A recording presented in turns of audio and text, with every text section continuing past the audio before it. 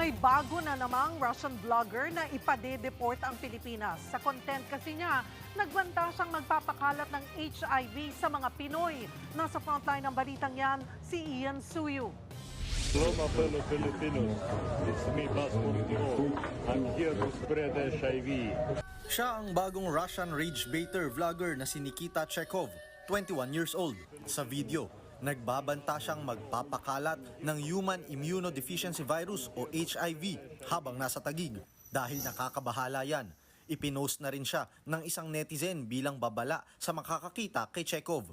Kumakalat ang HIV sa pamamagitan ng pakikipagtalik, pagsasalin ng dugo at mother-to-child transmission. Dahil sa banta, inaresto ang Russian vlogger. Nasa kote siya sa kanyang condominium unit sa Quezon City. Napag-alamang January 15 dumating sa Pilipinas si Chekhov.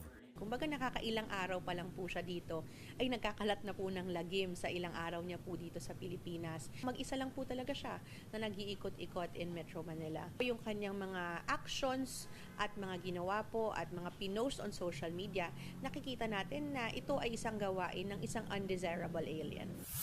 Kanina, iniharap ng PNP at Department of Interior and Local Government o DILG sa media ang naturang vlogger. Ayon kay Secretary John Vic Remulla, agad nilang ipinates si Chekhov. Para sa kaalaman na lahat ay nung sa kanyang pagka-aresto ay tinest po siya. Negative po siya sa HIV, negative po sa lahat ng STD. In other words, nagpapasikat lang, ginagamit ng mga Pilipino. Hindi lang siya sabi niya ang pagkakalat niya ang kanyang sakit na HIV, minumura pa ang lahat ng Pilipino. Ayan ang nakakapikon. Lumalabas na for rage baiting lang ang content ng vlogger, for the views at likes. Ayon sa Bureau of Immigration, tila nauuso na nga yung rage bait materials ng mga foreign content creators.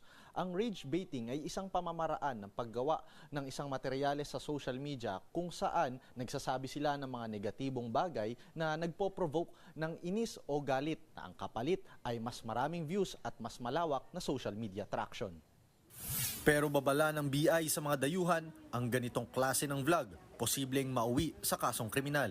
Ang kasong ito ay hindi na po ito basta rage bait, kundi tumawid na po ito to crimes that are being recorded on camera. Hindi po ito joke, hindi po ito basta-basta lang for likes or for views. Hindi ito ang unang beses na ginamit ang mga Pinoy para sa ganitong content. Una nang naaresto at ipinadeport ang Russian vlogger na si Vitaly Zdorovetzky. Gumugulong naman ang deportation ng Estonian vlogger na si Sim Rosipu na nagsabing mukhang unggoy ang mga Pinoy. At ngayon, dadagdag dyan si Chekhov. Pare-pareho silang ipagbabawal ng tumungtong muli sa Pilipinas. Nagbabalita mula sa Frontline, Ian Suyu, News 5.